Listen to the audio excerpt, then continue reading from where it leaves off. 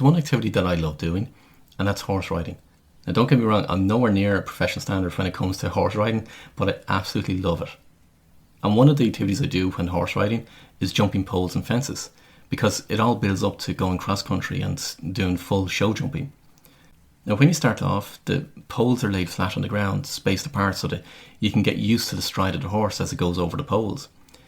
Then as you progress, the poles are mounted higher and higher off the ground, and you have to make sure that the horse has enough of a straight and a gallop to be able to jump over the poles. And when you do, it's absolutely amazing. Now, an important part of it is being in sync with your horse, because horses are highly intuitive, and you also want to be able to intuitively pick up from the horse also. Because if you feel you're not ready to jump the poles, then the horse is going to stumble at the fence. And if the horse feels it's not going to make it, well, it's going to stumble at the fence too. So there's a lot at play when you're jumping fences, let alone your own stance on the horse as you go through the jump. But here's the thing, if you don't believe you're going to be able to jump the fence, then 9 times out of 10 you're not going to be able to clear the fence. So why am I telling you this? Well, when it comes to your business or what it is you want to achieve in life, or any aspect of the 7 areas of your life, if the pole is too high, then you're going to land yourself in trouble and you're not going to clear the fence. You see, many of us set poles too high. And with the poles set too high, if we don't clear the poles, then it's going to do more harm than good.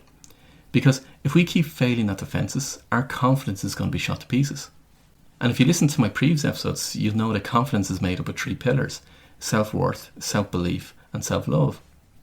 Now, if the poles are set too high, or we keep failing, then our self-belief starts to decline.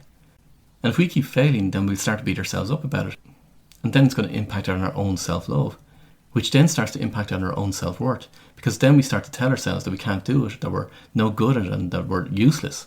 And if you look across all the 7 areas of your life, you'll see this pattern play out when you set the pole too high. Now, all throughout our life, we've been told to set the pole high. In school, we've been told to reach for higher grades so that we could get into university and start climbing our career ladder. Then when we're in our career, we're told to set targets to achieve, and if we don't, those targets are set for us. And setting targets without the support that's needed is only going to impact the business and the people that are involved. And we've also been told that if we aim for the moon, then we might be lucky to hit the stars. You see, just as in show jumping, if the poles are set too high, then we're going to stumble. Likewise, if the poles are set too low, like the horse, we'll just stride over them. So if you take each of the 7 areas of your life, where are you setting the poles too high? Take your business as an example. Over the years, I've heard so many people say that they're aiming to make $1 million in their business in the next year, when they're actually starting off from a base of negligible sales. Now, don't get me wrong, is it possible to go from 0 to $1 million in 1 year? Yes, it is, but it's not the norm, and it's all relevant to the person in the business that's involved. And when it comes to financial freedom, I hear the same thing. People set the pole too high and they say they're going to be financially free in less than 5 years, yet their current debt is so high and they don't even have a plan of how they're going to get out of it. And when it comes to relationships, the pole that they set for their spouse or their partner in terms of what they expect is so high that it's no wonder that many relationships fail. Now, is it about setting the bar low? No, it's not. As I said, if it's set too low, it's pointless. But if it's set too high, then we're not going to jump the fence.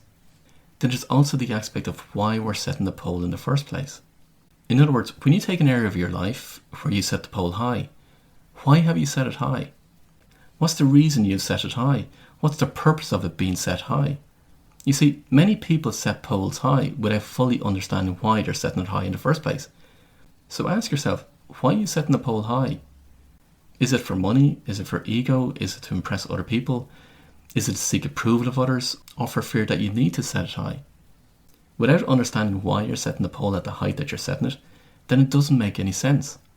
Because as I said in earlier episodes, it's all about your intention. You have to understand your intention behind it before it can have the force behind it. And is your intention to serve you, or is it to serve others? Now that's a challenging question when you really look at it and you really understand its meaning. And don't get me wrong, it's important to set poles high. For example, when you're striving for excellence in your business and therefore you want to deliver an outstanding service, for example. Or it's important to aim to set poles high when you want to beat your personal best. But it has to start with why you're doing it in the first place and what your intention is behind it. Next, when it comes to setting poles high, you've got to feel into it. So let me explain. When you're setting a pole high, just like in horse jumping, if you don't believe that you're going to be able to jump the pole, then you've already lost. And yes, there needs to be a stretch, But just like in learning to show jump, you have to start with the poles low and then increase them incrementally until such times you've reached the height that you're looking for. If you don't believe you can jump the poles, then it's going to be difficult for you to do so. You've got to believe that you can do it. Now, is it going to take work? Yes, it is, but it starts with believing that you can get there. Take the 4-minute mile as an example. For years, people believed it wasn't possible. Then when Roger Bannister ran the mile in under 4 minutes, suddenly hundreds of people were able to do it. So when it comes to you setting your poles, you have to believe that they're achievable. So take what you planned for the year ahead in each of the 7 areas of your life. Where have you set the poles? Are they too low or are they too high? And how do you feel about each of them? Do you believe that you can achieve them? Because just as in show jumping, when you achieve the jump that you've just stretched yourself to, there's no better experience. And even if you haven't intentionally set poles in your life, ask yourself, where are you unconsciously setting the poles? So in your business, where are your expectations too high? In your finances, in your relationships, in your health, your mental, your social, your spiritual areas of your life, where are you setting things too high and then being constantly disappointed because they're not being met? So start to look at each of the areas of your life and start to identify where have you set the pole too high. Now, if anything in this episode has raised any questions for you, by all means get in touch. Just head over to my website, paulwilliamdavis.com, and you'll be able to find out all the ways on how you can connect with me. And don't forget, sharing is caring, so please help spread the message. Until next time, I wish you every success.